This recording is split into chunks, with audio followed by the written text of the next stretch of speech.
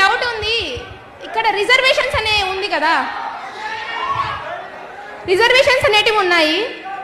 ఫ్రెండ్షిప్కి, love మ్యారేజెస్కి caste feeling లేని చదువుకునేటప్పుడు, jobs వచ్చేటప్పుడు రిజర్వేషన్స్ అంటున్నారు.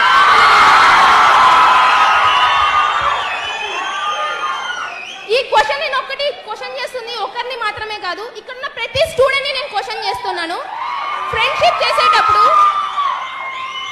చేసేటప్పుడు నో క్యాస్ట్ అన్నారు, లవ్ చేసేటప్పుడు నో క్యాస్ట్ అన్నారు, లవ్ మ్యారేజ్ చేసేసుకునేప్పుడు ఫ్రెండ్స్ ఉన్నారా మాకు క్యాస్ట్ ఫీలింగ్ లేదు అన్నారు. అదే ఒక ఓసీ స్టూడెంట్ ఎగ్జామ్ ఫీజు కట్టలేక, జాబ్ల కాడ అప్లికేషన్ ఫీజులు లేక బయట నిలబడిన రోజులు చాలా ఉన్నాయి సార్. ఒక ఓసీ స్టూడెంట్ కి జాబులు లేక బయట ఉంటున్నారు కేవలం రిజర్వేషన్స్ వలన. ఆ రిజర్వేషన్స్ ఎందుకు? ఇంకో క్వశ్చన్, ఇండియా ఇప్పటికే డెవలపింగ్ కంట్రీగా ఉంది, ఎందుకు? ప్రతి ఒక్క గవర్నమెంట్ సెక్టార్స్లలో రిజర్వేషన్ అనేది ఖచ్చితంగా ఉంది.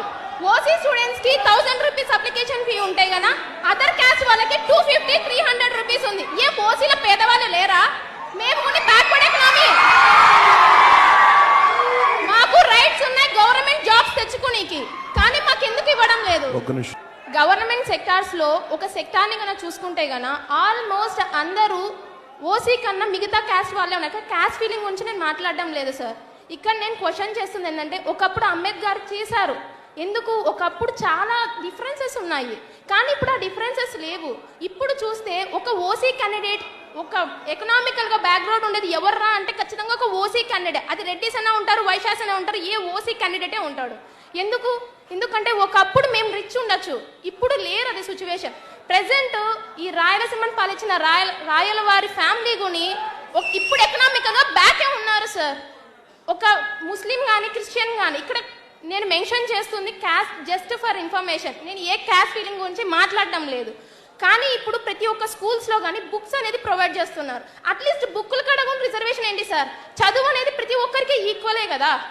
అట్లాంటప్పుడు ఇక్కడ ఎందుకు రిజర్వేషన్స్ నాకు అర్థం కావట్లేదు.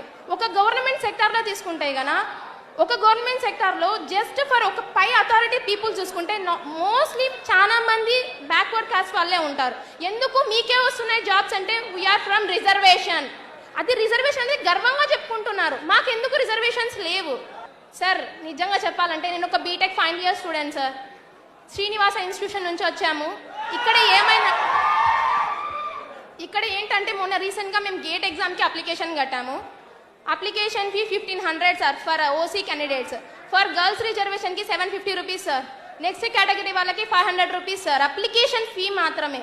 ఏం సార్ మా ఓసీలలో పేదవాళ్ళు లేరా? మేమంత స్తోమత కట్టుకోలేం సార్. At least girls